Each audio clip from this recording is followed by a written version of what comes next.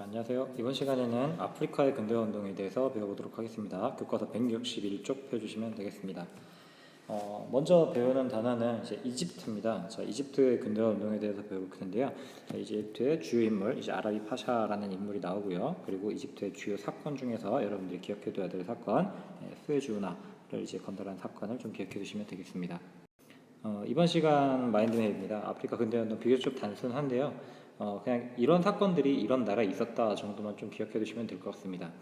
자, 이집트의 근대화 운동 보도록 하겠습니다. 자, 먼저 오스만 제국의 지배를 받았습니다. 이집트는 원래는 이제 오스만 제국의 지배를 받다가 18세기 말쯤에 나폴레옹이 아프리카까지 진출을 하잖아요. 그래서 이제 한 3년 동안 이제 프랑스의 통치를 받게 되는데, 그때 그 통치를 받으면서 프랑스의 강력한 군대 그리고 신식 기술 등을 접하게 되면서 요거 좀 이제 바뀌어야겠다라는 생각을 이때부터 하게 됩니다.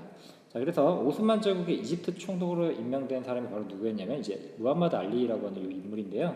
자, 이 사람은 이제 당시에 그 프랑스 식민 통치를 받았던 경험을 되살려가지고 조세랑 토지제도도 개혁하고 유럽식 군대도 만들고 교육제도라든가 그리고 이제 행정기구 같은 것들을 이제 도입을 하게 됩니다.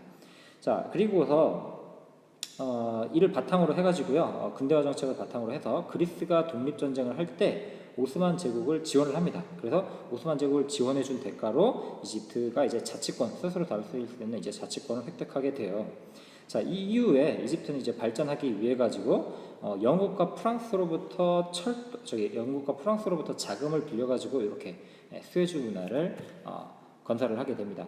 자, 이 19세기 중엽 영국과 프랑스로부터 자금을 대출해서 이 철도와 수에즈 운하를 이제 건설했다고 하는데요. 자그마치 이 수에즈 운하를 건설할 때는 약 한 129만 명 정도가 이제 사망을 했다고 합니다. 그만큼 되게 큰 공사였던 거죠.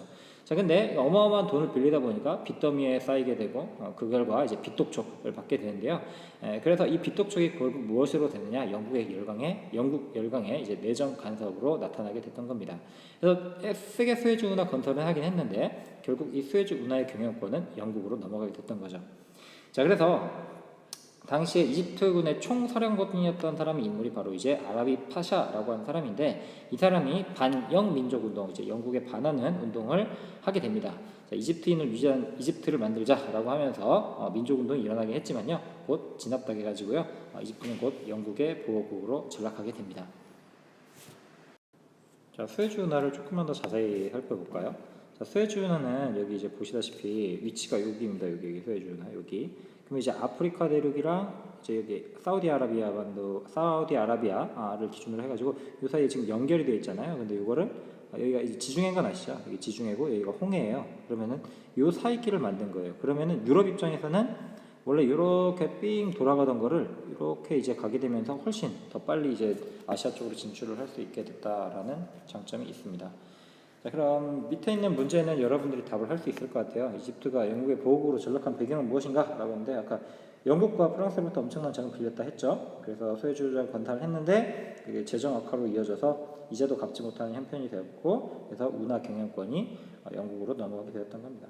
그 이후 아라비 파샤가 민족운동을 했지만 그것도 진압돼서 이집트는 영국의 보호국이 됐다. 그 정도로 정리를 여러분들이 좀 해보시기 바랍니다. 자, 계속해서 보도록 하겠습니다. 이제 아프리카의 민족운동, 자, 이집트를 제외한 나머지 아프리카의 민족운동을 볼 텐데요. 이거 다 모든 사건을 다 기억하기 좀 어렵습니다. 근데 좀 몇 가지만 조금씩 이제 기억을 해두시면 될 것 같아요. 그러니까 주요 나라들, 선생님이 얘기한 나라들만 좀 기억해두시면 될 것 같습니다. 자, 먼저 에티오피아입니다. 자, 에티오피아는 자, 생각을 해보세요. 지금 수에즈 운하 개통했죠. 그래서 굉장히 그 아프리카 동부 지역에 대해서 굉장히 좀 중요하다라고 하는 생각을 유럽 열강들이 하게 됩니다. 그래서 아프리카 동부에 있는 이 에티오피아를 하기 위해 가지고요, 굉장히 이제 여러 나라들이 이제 달려드는데 이 메넬리크 2세라고 하는 이 왕이 근대적 개혁을 통해 가지고요, 철도도 세우고요, 학교도 세우고, 그리고 이제 강력한 군대도 육성하는 등 근대화 노력을 합니다. 그래서 19세기 말에 이탈리아 군대가 침략은 했지만 그들을 신식무기로 무장한 에티오피아군이 이제 아도와 전투에서 이탈리아군을 크게 무찌르면서 독립을 유지하게 되는데요. 에티오피아는 스스로의 힘으로 이제 자유와 독립을 지킨 국가의 상징이 됩니다. 이제 아프리카에서는 꼭 잊지 말아야 될 나라, 이제 에티오피아입니다. 독립을 유지했다라는 점 기억해 두시고요. 다음 이제 수단이라는 나라인데요. 수단에서는 좀 기억해둬야 될 거, 자 이제 마흐디 운동이라고 하는 게 있습니다. 자 마흐디 운동은 왜 마흐디 운동이냐? 무함마드 아흐마디라고 하는 사람이 일으킨 운동입니다.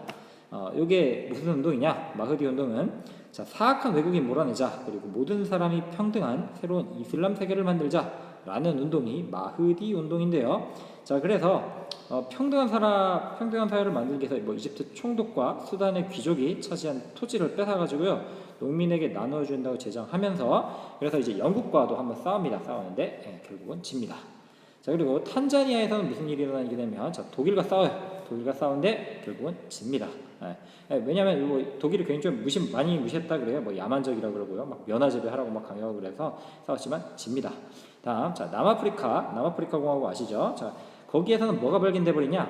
다이아몬드 광산이 발견돼 버립니다. 자 그래서 그 발견되자 줄루 왕국을 이제 영국이 침략을 하게 됩니다. 그래서 영국 연방을 결성을 해서 줄루 왕국을 침략을 하게 되는데, 처음에 이 줄루의 병사들이 굉장히 좀 용맹했다 그래요. 그래서 굉장히 날카로운 무기로 무장하고 뛰어난 전술을 구가하였지만, 이제 강한 전사라고 불렸지만 처음에는 이기는가 싶더니 나중에는 기관총을 가지고 영국군이 다시 쳐들어오게 되면서 결국 지게 됩니다.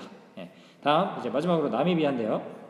자 나미비아에는 이제 독일인의 수탈이 굉장히 좀 심했다고 해요. 그래서 이제 흑인 헤레로인들이 봉기하긴 했지만 결국 또 집니다. 자 기억을 해두셔야 될 건 뭐냐면은 다 집니다. 쉽게 얘기하면 다 지는데 이제 이 에티오피아만큼 끝까지 이제 독립을 유지했다라는 점 좀 기억해 두시기 바랍니다. 자 교과서 통해서 정리를 해보도록 할게요. 자 주요 인물들, 자 에티오피아의 메넬리크 2세가 결국에는 이제 근대적 개혁을 성공을 했고, 그래서 신식 무기로 무장을 해서 아두아 전투에서 이탈리아군을 크게 무찔렀고, 그래서 독립을 유지했다. 그 정도 기억해 두시고요. 그다음에 이 사진을 보시면은 영구인 관리 아프리카 하인이라고 있는데, 아프리카 대륙인데 아프리카에 하인이 있습니다. 자 이제 제국주의 열강들의 침략이 본격화되는 거죠. 그리고 이제 무함마드 아흐마디라고 하는 사람이 했던 거, 자 이 사람이 했던 게 아까 마흐디 운동이라고 했는데, 이 마흐디 운동이라고 하는 거, 마흐디가 뜻이 뭐냐면은 스스로를 구세주라는 뜻이라고 합니다. 그래서 외세 배격하고 이슬람 새로운 사회를 건설하자라고 하는 게 이들의 주장이었습니다. 자 그럼 교과서 학습 마무리 통해서 정리를 해보도록 하겠습니다. 자 1번 보게 되면 자 들어갈 말이 뭘까요? 자 유럽 열강의 침입과 그리스의 독립, 이집트의 자치권 획득으로 크게 쇠약해진 나라 어디냐면 한때 영광을 누렸다 오스만 제국입니다. 다음 자 압둘 하미드 2세는 전제 정치를 했죠. 그래서 그 전제 정치에 반대해서 일어난 게 청년 튀르크 당입니다. 그래서 정권 장악했고 헌법 부활시켰고요. 다음 자 무함마드 알리는 오스만 제국으로부터 자치권을 얻었다. 오스만 제국으로부터 자치권 얻은 나라. 그다음에 스웨즈 운하 건설했다. 그럼 이제 답이 나와야 됩니다. 정답은 이집트입니다. 다음 자 관련 있는 내용을 옳게 연결을 한번 해봅시다. 자 탄지마트라고 했는데 이제 근대적 개혁이라고 했죠. 오스만 제국의 근대적 개혁이고요. 다음 입헌 혁명은 어디서 있었냐? 자 이란의 근대 운동이었습니다. 와하브 운동은 이슬람교의 순수성을 회복하자라는 운동이었고, 범이슬람주의는 무슬림 국가의 일치 단계를 주장하는 운동이었습니다. 그다음에 자 여기 뭔지 모르겠지만 열강의 침략에 와서 독립을 유지한 나라 어디냐? 자 에티오피아입니다. 에티오피아. 탄자니아 사람들은 면화제비를 강조하는 어디? 독일의 영광이 맞서 싸웠습니다.